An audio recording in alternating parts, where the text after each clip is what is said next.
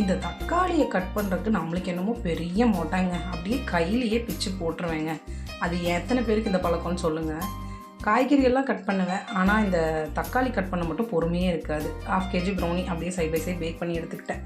காலையில் பிரேக்ஃபாஸ்ட்டுக்கு சப்பாத்தியும் பன்னீர் பட்டர் மசாலாவும் எல்லாமே ரெடி ஆயிடுச்சு. ஆனால் நம்ம சின்ன குட்டிக்கு பசி பொறுக்க முடியல.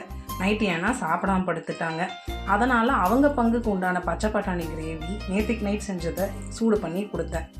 எப்போவுமே அவங்கவுங்க பங்குக்கு எது இருக்கோ அதை அடுத்த நேரம் சூடு பண்ணி சாப்பிட்ற மாதிரி சொல்லிடுவேன். எதையும் வேஸ்ட் பண்ண விட மாட்டேன். சின்னதுலேருந்தே எனக்கு எந்த வேலையிலையுமே அவங்க 2 பேருமே எனக்கு ஹெல்ப் பண்ணுவாங்க. அவங்களுக்கு அது ஒரு ஹேபிட்டாக நான் கொண்டுட்டு வந்திருக்கேன். முடிஞ்ச அளவுக்கு நிறைய ஹெல்ப் பண்ணாலும் ஏதோ கொஞ்சம் கொஞ்சம் பேக் ஆகிடுச்சான்னு பார்க்குறது, பேக்கான டின்ஸ் எடுத்து வயர் ரேக்கில் வைக்கிறது, பேக் பண்ணுறது, அந்த மாதிரி சின்ன சின்ன வேலை ஹெல்ப் பண்ணுவாங்க. அந்த மசாலாவுக்கு வெங்காயம் கட் பண்ணி கொடுத்தா தான் நல்லாயிருக்கும்னு சொல்லிட்டாங்க. கட் பண்ணி கொடுத்துட்டேன். என்றைக்கும் இல்லாத திருநாளாக இந்த பன்னீர் பட்டர் மசாலாவும் சப்பாத்தியும் செம்ம டேஸ்ட்டாக வந்திருந்தது.